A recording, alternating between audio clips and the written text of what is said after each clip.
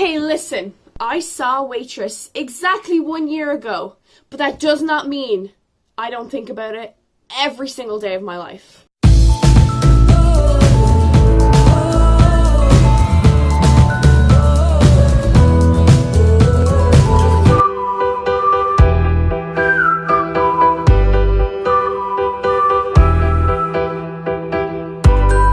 Waitress with Betsy Wolfe was so beautiful, okay?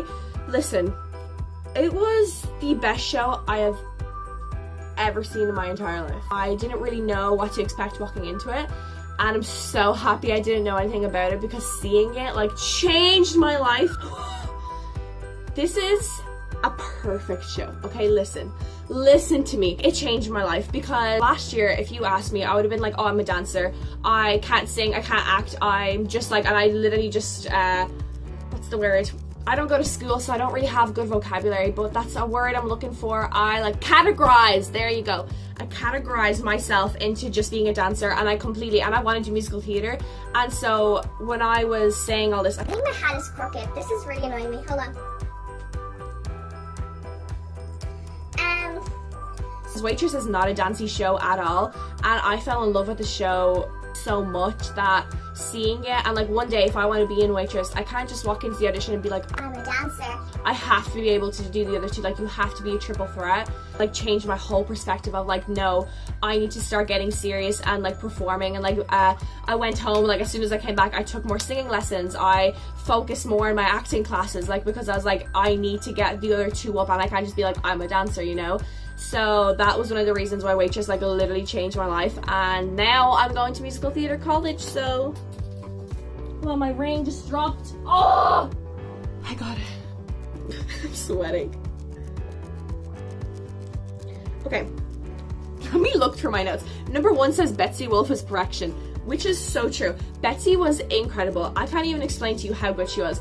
I didn't know about her before I went to go see the show. I feel like I took New York for granted. Like, I wish I would have went this year and not last year, just because I would have appreciated it so much more this year than I did last year. I didn't know anything. Like, I didn't even know I saw Taylor Lautner in Kinky Boots until I came home and like found out like 3 months after. Like, see, I just like wasn't appreciating it as much as I should have, and I wish I did. I miss New York so much and I loved it so much, but I just feel I would have appreciated so much more going this year. Anyway, that's a regret I'll have for the rest of my life. Next, the show has so much emotion in it, okay? I described it when I came home to my sister. I described it as a perfect show. It has everything. It has heartbreak. It has stuff that will make you like die laughing. It has stuff that's actually gonna make you die inside. It's so good. You cry, you laugh, you smile, you do everything. Like, the show is like a roller coaster of emotions, and that's why it was so perfect, because I wasn't expecting anything from it, and then going in and it just like gave me everything. It was so good. Like, oh, I'm still not over it, and I started a whole year ago, and it was so good. Next point is just vocals on point. They were all so talented. Oh, I should probably like tell you the cast. That might be a good idea. So Betsy was my Jenna that I saw, and she was incredible. If you don't know the story Waitress, I'll explain it briefly. As you can tell, I was very confused at this stage, and this video literally makes no sense. Like, as I'm editing it, I keep jumping off a topic so quickly, and it makes no sense. Like, I'm so sorry. I cannot speak or do anything, so. But basically, it's a story about a woman called Jenna, and she's a waitress. She's in a really bad abusive relationship with this guy called Earl, and basically she ends up getting pregnant with his baby, and she's not happy with her life at all of how it is right now. So the fact that she gets pregnant with Earl, it just like brings everything down, and she's just like in not a good place in her life. But she ends up going to the hospital for her like a baby checkup, and she ends up kind of having a thing with like the doctor there, and he is married and she is also married, and then they kind of end up having an affair, and stuff goes down, and it's so good. Drew Gayling was my Drew. Oh my god, I can't speak. This is my cast. It was beautiful. So Drew Gayling was my Dr. Pomander, and he is the original Dr. Pomander, which I found out like a couple days after I saw it, and I was so excited to see him, and he was perfect. He was so funny. He was so caring, and just everything he did was hilarious. Like, all their scenes that they have together are so good and so funny, and he was so perfect. I think the thing that stood out to him the most was his acting. Like, he was so funny, like genuinely so funny. None of the comedy felt, you know, like forced. It was so natural. And the thing about the show as well, it's such a real show. Like, that's the thing, I fell in love with it so much. It's so real, and like, it's all stuff that happens nowadays, and that's why it just hit me so hard. Like, it was so perfect. Drew was perfection. I love you, Drew. Marry me, please. Thank you. Okay, so then Jenna, I'm sorry, my knees are starting to cramp up. Let me just stretch them out. So Jenna has these two friends, Becky and Dawn, and they are played by Charity Angel Dawson and Caitlin Hulum. And they were amazing. Becky's vocals were the best thing. They were incredible. She was so good. It was just so funny. Like, every single one of them were hilarious. They were so good. And then Dawn was hilarious. Like, Caitlin playing Dawn was so funny. I fell in love with the character of Dawn. I think she was one of my favorites. She's just so pure and so adorable, and you just want the best for her. Like, oh, she was so amazing. And we can't forget our queen, Betsy Wolfe. She was perfect. Like, the role of Jenna is tough. Like, she has to go through so much in this show, like, so much. And she sings, like, literally every second song is like her song, and it's such a demanding role, and Betsy did such a good job at it. She was so perfect. She was funny. She was like so real. You believed her. Oh, Earl. Literally one of my notes is Earl equals terrifying. He was so scary. Let me check who played Earl. Joe Tippett. He was amazing. Like, Earl is like a disgusting character. Like, you hate Earl in the show, and watching it, like, literally when Jenna and Earl would get into a fight, you could feel the audience. Like, I cried every single time he would like touch her or like hit her or something. Like, it was so realistic, and like, it felt like it was happening right there. Like, I wanted to like stop. I was like, stop what you're doing. Like, leave Jenna alone. It was so good and so believable as well. Like, he did such a good convincing Earl. Like, it was perfect. Like, okay, I'm gonna have to admit something. I have seen a bunch of bootlegs of Waitress, okay? That's it. I've admitted it. I know I'm a terrible person. I know. But I just had to see it because I needed to watch Sarah's version. I needed to watch Jesse Mueller's version. Basically, I think it's I'm not sure now, but I think it was the Earl that was with like Sarah Bareilles when she was Jenna, and he was just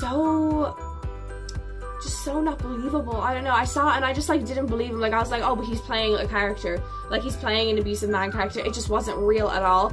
But the Earl that I saw was like perfect. Like, Joe, well done. Like, he did such a good job, and it was so believable, and like, he really terrified me. Like, you could see everyone in the audience like holding hands, just like not wanting him to do anything. Like, it was so good and so believable.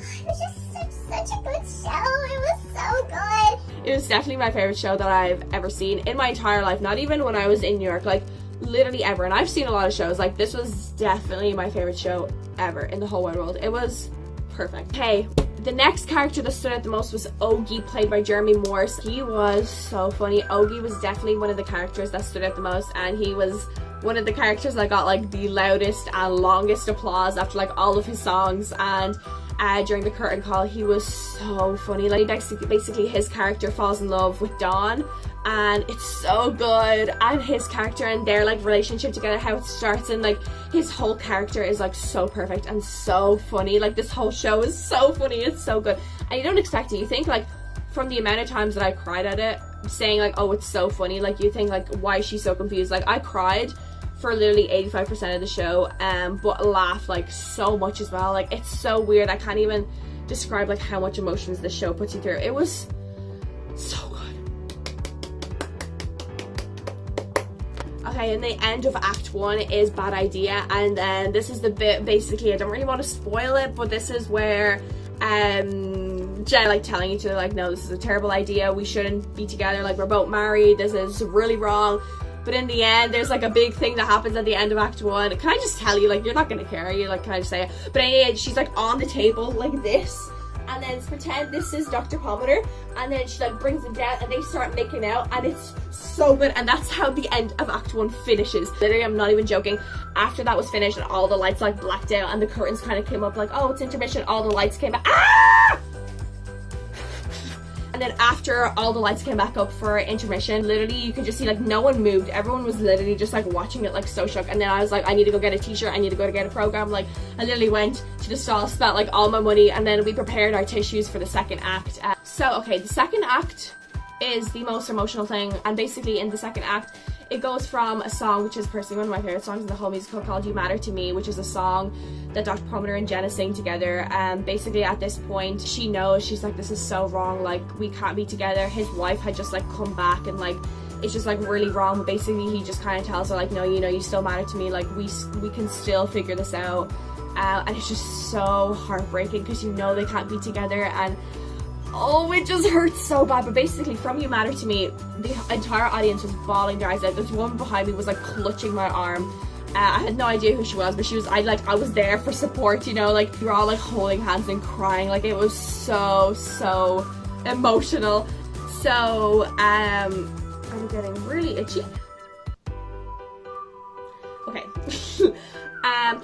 So it goes from You Matter to Me to I Love You Like a Table, which is a song that Ogie sings to Dawn, and the song is like so energetic, so upbeat, so happy. So from You Matter to Me, everyone's like, you know, wiping up their tears, like sniffling back up. It goes like from literally bawling your eyes out to like laughing hysterically at I Love You Like a Table. It was so funny. Everything that happens, it's so energetic. Everyone like gets back into such a good mood after that. And then from I Love You Like a Table, it goes to Take It From an Old Man, which is Joe. Okay, I didn't introduce Joe, but basically Joe is another character in Waitress who basically owns the diner that Jenna works in, and he's there pretty much every day, like having lunch or whatever, and he's such a funny character. He was played by Dakin Matthews. He was so cute. I just wanted to go up and hug him. Basically, he sings a song to Jenna when she's like pretty much like ready to pop open the baby. She's I didn't even mention this. He sings Take It. Oh my god. I cannot speak. I Love You Like a Table, basically Ogie sings it to Dawn at their wedding. Forgot that bit. Joe takes Jenna and he starts dancing with her. He's put up this kind of like, you know, tough character that he was like, you know, he doesn't feel emotion, he's very tough, he doesn't like getting involved with like his feelings or anything. But during this song you can really see him kind of unravel his feelings to Jenna, and he finds out she's cheating on her husband, and even though he knows that Earl is like such an asshole, he still says it's wrong. Basically him kind of telling her like his advice, what he has for her, like she thinks that her life is like over. She's so unhappy being pregnant, she's so unhappy in her relationship that he's kind of like, you have so much more to live. Like, as soon as he started singing, literally everyone was crying in the whole audience. Like you could hear tears coming from everyone. It was so sad. Just like it was so good. I can't even explain my words. It was so good. So basically as soon as that song finishes, Jenna's kind of like, she kind of feels a lot better after what he's told her, and Earl crashes the wedding. So from Take It From an Old Man, where everyone is bawling their eyes out, it goes straight into She Used to Be Mine, which I think is the like most popular song of the musical, and that's the only song I actually knew before going into it, and it was so depressing. Like it's such a heartfelt song, and especially when you hear it like outside the musical, it's already like a really emotional song, but seeing it in the context of the musical and after like what's just happened with Earl and him just being horrible to her, and her like breaking down and singing this song is like, I can't even tell you, like I've never cried this much ever in a show. It really hit me hard. Like it was so upsetting. I need a drink. I'm feeling so thirsty. Ugh.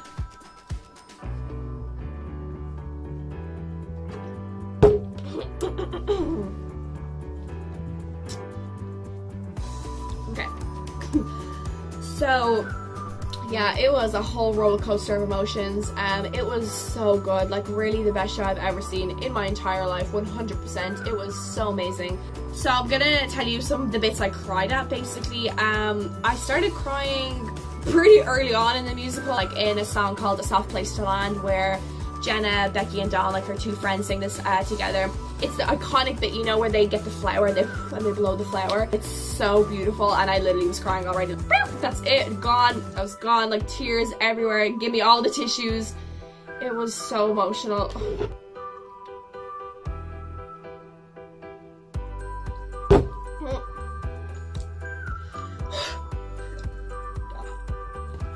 It was so good. It was so so amazing. One of my favorite songs, not to listen to, but when I saw it live, one of like my favorite songs that ever happened, literally ever in whole musical theatre history, is Bad Idea Reprise. And it basically shows like all the couples on stage at the same time. So it starts off with Jenna and Dr. Pomander. So they like start making out, and then Ogie and Dawn come in from this side and they're making out in this corner. And then Cal and Becky come out from this side and he's like spanking her, and it's so good. And the three like couples on stage, as soon as that all comes out, the entire audience just pissed themselves laughing. It was so good, like seeing the three of them on stage, just like, oh, it was so funny. And that was definitely one of my favorite bits of the whole show. Like, you're dying laughing at it. It was so good. Also, I felt a bit scandalized in Bad Idea Reprise at the very start. Basically, this is Jenna comes in and she's like making different pies for Dr. Pomander. So one of them is called Pineapple Upside Down Pie, and it was very scandalous. And I was 15 years of age watching this, so when I saw it, I was like, should my mom know about this? Should I tell her that I saw this, you know? But it was so funny. And then there's another one, like here's another pie called like In the Dark Chocolate Pie, and she like flicks off the lights and all the lights go off and they're like making out. Oh, it's so good. Okay, so my mom interrupted that. She had to call me, but basically I don't really remember where I left off. But the show, what did I say last? Oh, I was feeling scandalized, that's what it was. Yeah, so that was in Bad Idea Reprise, and it was so funny and it was so good. Like, that was the one thing I said when I got home. I was just like, it's a perfect show. Like, so good, it really is. And like, I really hope it doesn't close off Broadway. It's kind of the show that like no one knows about, but once you go see it, I literally recommend it to anyone who I know is going to New York. I'm like, go see Waitress. It like is so worth it. It's such a good show. Like, not a lot of people know about it. Everyone's like crazing over, you know, Hamilton and Dear Evan Hansen. Don't get me wrong, they're one of my favorite shows ever. I love those shows, but Waitress is so underappreciated, I think.